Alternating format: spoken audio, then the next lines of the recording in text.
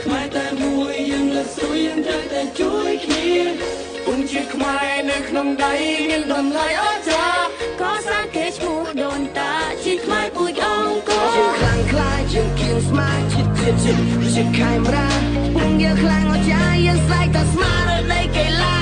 យើងខ្លាំងខ្លាយើងគៀងស្មារតីជាតិខេមរាពួកយើងខ្លាំងអស្ចារ្យយើងស្រែកតែស្មារតីកីឡាពួកយើងមិនជឿថាយើងមិនឈ្នះបើសិនជាយើងតស៊ូដើម្បីជ័យជំនះខំទាំងអស់គ្នាដើម្បីជោគជ័យក្រោកឡើងយើងនឹងចាំអី We the best We the champion លើកមកឲ្យប្រទេស We to the top គ្មានណាររឿង race ព្រោះពួកយើងខ្លាំង They know we the best ជាកម្ពុជា